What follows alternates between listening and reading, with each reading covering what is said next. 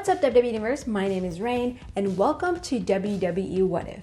In this episode, we're going to talk about Night 2 of WrestleMania 36. But before everything else, I'm going to ask you guys to please hit that like button for me. It's not going to cost you anything. It's going to help me out, and it's totally free.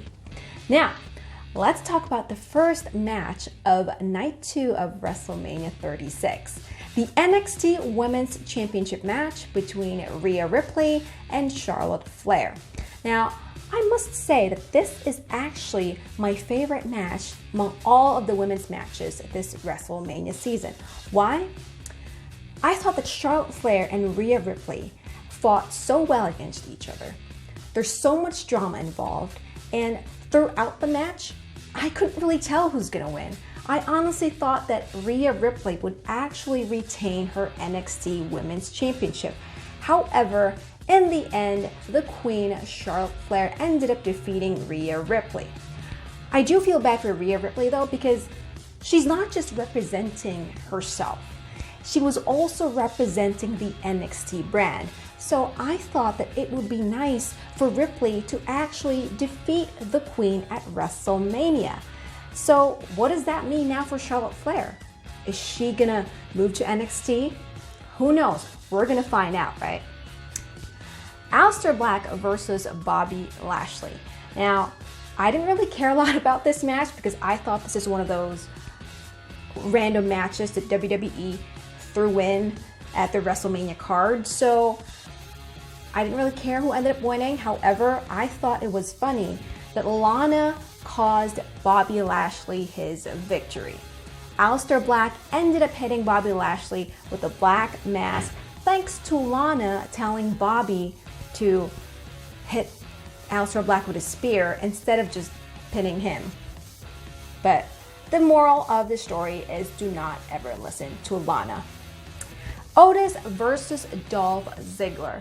Now, I am happy for Otis because not only he got his WrestleMania moment by defeating Dolph Ziggler, he also got his girl back. Mandy Rose ended up coming out and pretty much gave Dolph Ziggler a dose of his own medicine. So what happened earlier in the match was Sonya Deville was distracting the referee, and somehow Dolph Ziggler hit Otis with a low blow. Now fast forward to later on, Mandy Rose comes out, and while the referee was talking to Sonya Deville, Mandy Rose hits Dolph Ziggler with a low blow, and then Otis was able to hit the caterpillar, and then Otis got the victory. And guess what? I think he now has a new girlfriend in Mandy Rose. So congratulations, Otis. Oh yeah. Now the last man standing match between Edge and Randy Orton. Now this was actually one of those matches that I was looking forward to. There was so much drama. Man, it's between these two former buddies, right? Rated RKO. I thought the match was very brutal, and Randy Orton just pretty much targeting Edge's neck. That kind of makes me freak out because that was the reason as to why Edge had to leave the WWE for 9 long years. So RKO targeting Edge's weak point was actually a good idea, but at the same time it was scary. However, the concerto towards the end to seal the deal, I thought that was a good payoff for Edge to win the match. I mean, we're talking about hitting the concerto on the guy who tried to pretty much make Edge retire again. So I thought that Edge coming back to WrestleMania after 9 long years, redeeming himself, hitting Randy Orton with the concerto, that was a sweet deal. Now, moving on to the Street Profits versus Angel Garza and Austin Theory for the Raw Tag Team Championships. Well, I wasn't surprised that the Street Profits ended up retaining their tag team gold because number one, this whole match was pretty much a last minute setup, and weeks ago, it was between the Street Profits versus Andrade and Angel Garza. However, Andrade ended up getting injured, hence Austin Theory replacing Andrade. Now, I like the fact that the Street Profits retained their championships. However, I like the whole cameo of Bianca Belair towards the end when Zelina Vega went on a rampage and pretty much attacked Montez Ford after Garza and Theory lost the match. Pretty much Bianca Belair saved the day for her husband Montez Ford, so I thought that was somehow, some way, a little sprinkle to this match.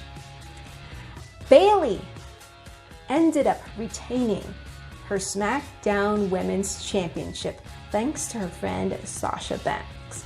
But I thought this fatal 5-way match for the SmackDown Women's Championship, I think this is more of a setup for Bayley and Banks to pretty much end up turning on each other. Because towards the end of the match, when it came down to just Bayley, Sasha Banks, and Lacey Evans, Bayley ended up hitting Sasha Banks with a high knee, well, which was supposed to be for Lacey Evans.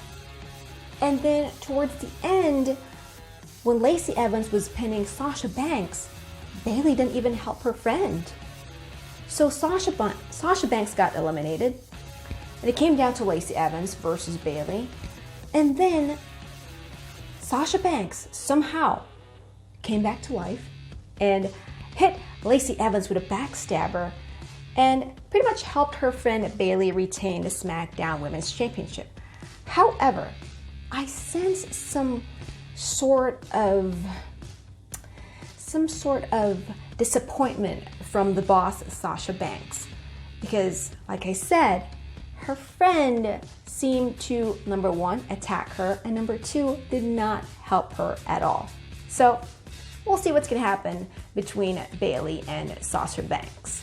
But good news for Bayley, she is still the SmackDown Women's Champion. Now, The Fiend versus John Cena in a Firefly Funhouse match. Where do I begin on this one? I can't think of the best word to describe this match. Maybe wow, amazing, awesome, I don't know. But honestly, this is my favorite of all matches at WrestleMania 36. I thought it was done so well, and how The Fiend used John Cena's failures against him. I mean, the ruthless aggression, even a reference to Nikki Bella. I thought that was amazing, to pretty much play mind games against John Cena. I did not care about the whole wrestling match. I mean, we didn't really see a wrestling match on this one. What I did like the most is that we were taken inside the Fiend's mind, and pretty much John Cena had no chance in hell to win this one. So congratulations to the Fiend. Yowie wowie. Now, the WWE Championship between Brock Lesnar and Drew McIntyre. Here is a quick breakdown for you. 3 F5s, 4 claimer kicks, 1 new champion. Yep, Drew McIntyre finally fulfilled his prophecy and is now your WWE champion. Congratulations to Drew McIntyre. I thought he deserved it, and finally we're not going to see Brock Lesnar for a while until he randomly comes back, right? All right, what do you guys think of night 2 of WrestleMania 36? I personally like it more compared to night 1. I guess because I was looking forward to most of the matches that happened on night 2. But let me know what you guys think. Please post your comments down below. And as always, please feel free to hit the like button for me, share, and subscribe. And if you haven't yet, please follow me on Instagram at WWEWhatIf or on Twitter at WWE_WhatIf. You guys, thank you so much again for joining me this WrestleMania season. I will see you all again next time. TTYL, jabronis.